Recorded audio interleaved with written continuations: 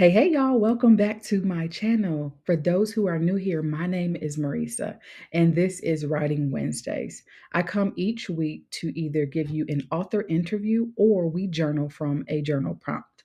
So this week, we have the wonderful opportunity to journal from journal prompt number 12. Last week, we journaled about how our walk with God, what that looks like to intentionally walk with God this year, since we are just beginning a new year. So buckle your seatbelts. Today is going to be good like it is every Writing Wednesday. Make sure you have a pen, make sure you have some paper, make sure you have an open heart and mind. This journaling entry hopefully will bring some type of healing. Maybe it will give you peace, and maybe it will strengthen your walk with God. Either way, let's go. Okay, so here is our journal prompt. Prompt number 12 says, as this year begins, what is God inviting you to trust Him with? So there may be some things that you are holding on to that maybe you can't, or you feel like you can't trust God with them. So I just want to rip the band aid off, just make it plain. You can trust God with every area of your life. You don't have to worry about just putting Him over here in a box and saying, I only trust you on this side of things or in these different places in my life. But over here in this, I can't really trust you. Maybe it's because you haven't seen him move for you, maybe like you've seen him move for others in those areas.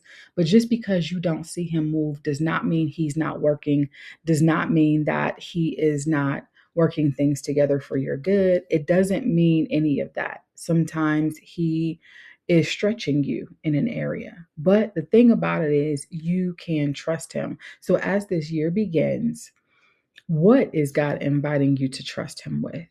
Think about something that maybe you worry about quite a bit, or that you're very, very concerned with, or that takes space or mental capacity in your mind, and you really dwell on it and ponder it a lot.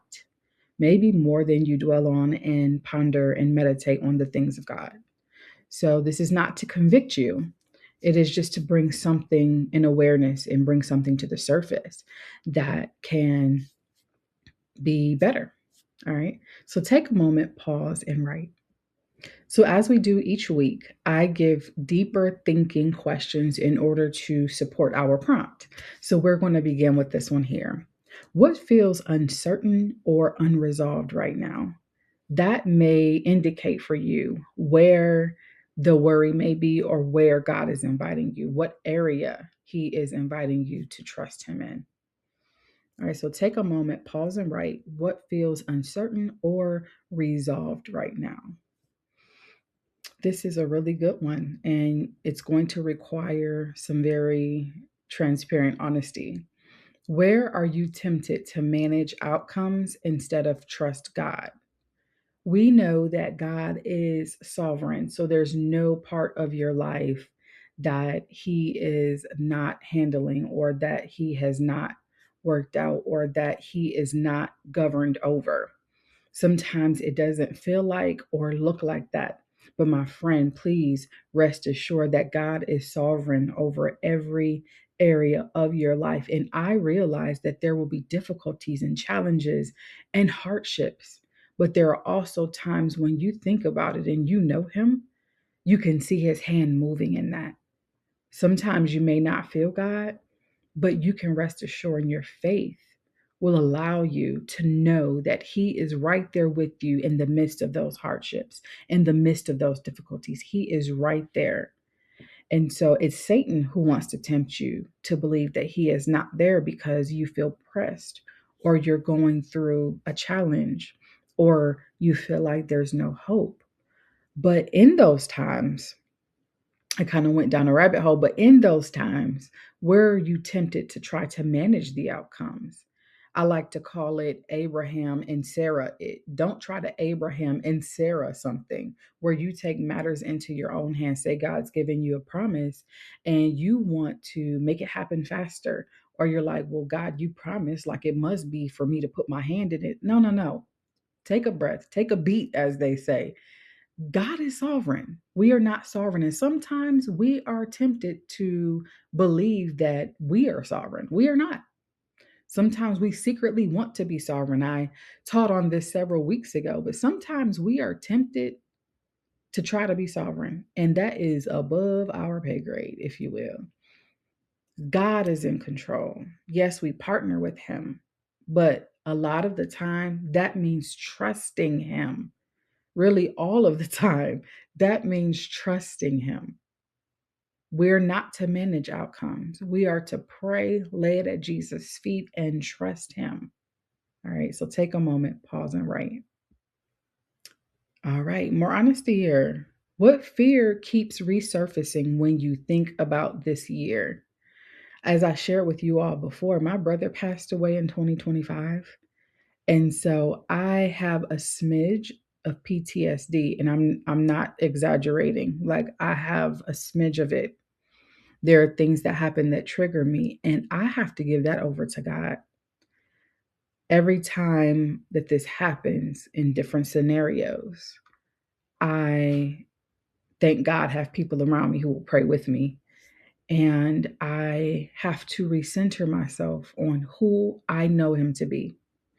So, what fear for you keeps resurfacing when you think about this year? For me, it is that I'm going to lose someone else very close to me, or that there will be something tragic that happens. But what I have to remember, and I pray this helps you, what I have to remember is that God is in the midst of it all.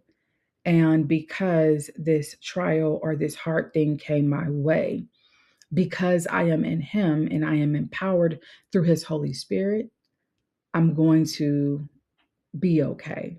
More than that, because He is with me, I'm going to thrive. And that's just the reality of it. Thriving may not look like what you think. Thriving may not look like, oh, it doesn't hurt anymore.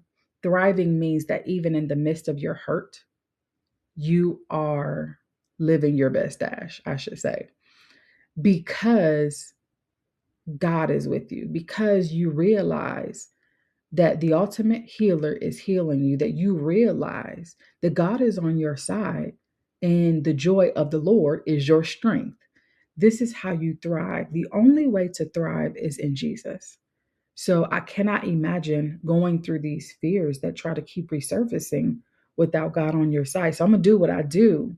If you don't know Jesus today, today is the day of your salvation.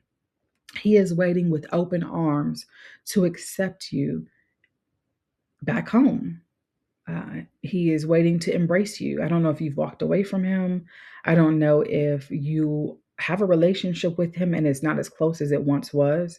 But I guarantee you, when you abide in Him, then those fears that keep resurfacing, you will be able to continuously, I don't care how many times they try to resurface, you can lay them at His feet. But for now, what fear keeps resurfacing that you need to lay at His feet? When you think about this year, there may be something that keeps coming to mind that is bothering you.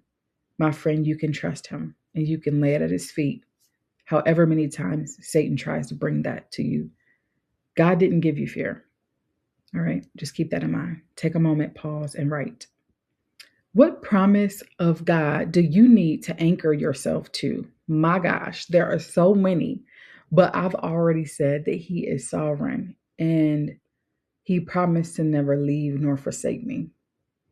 So to anchor myself, I attach myself to who He is, just His character in general, what I know about Him, what I'm learning about Him, what He's revealing more and more of Himself to me. I anchor myself to that because He is stable. He is my rock. He is unchanging. He is faithful. He is good. He is kind. He is patient. He is my everything. Ooh, getting chills. But what promise of God do you need to anchor yourself to? When things try to come and the winds start to blow and the storms come, you need an anchor. And sometimes people anchor themselves to their money or their so called success. And that stuff is fleeting. Okay, so that's not a good anchor. But when you anchor yourself to God, when you anchor yourself to His character and every attribute that you know about Him, He's holy, He's set apart. We can't fully understand Him. He is a great big God. He reveals himself to us more and more. Progressive revelation. When you anchor yourself to him, that is your solid anchor. That will never fail. That will never tarnish. That will never go away. All right, take a moment, pause and write. All right, so you have made it through session number 12, and I hope that this has been very beneficial for you. Like I always tell you, please share this with someone who you feel will benefit, a loved one who you're like, you know what, they mentioned to me that they want to get back into journaling, or I think that journaling would benefit them. Please share this with someone. It would help me so much. I would love for you to hit that like button. I would love for you to subscribe so that we can journal each Wednesday. There are more things coming that I've been praying about, so stick with me. But for the challenge for this week, I want you to write an anchor statement. For example, in 2026, or whatever year you're writing this in, I am trusting God with blank.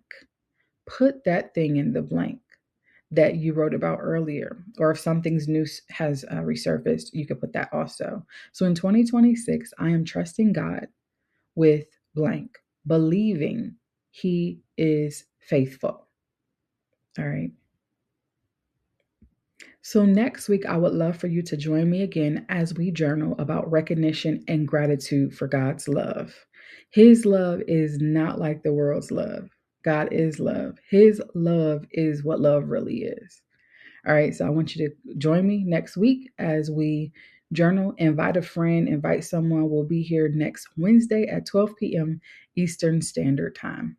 But in the meantime, please take care. And on the next slide, you'll see my two books. If you want to grab those at YourBestDash.com or Amazon, I believe that they will help you on your spiritual walk.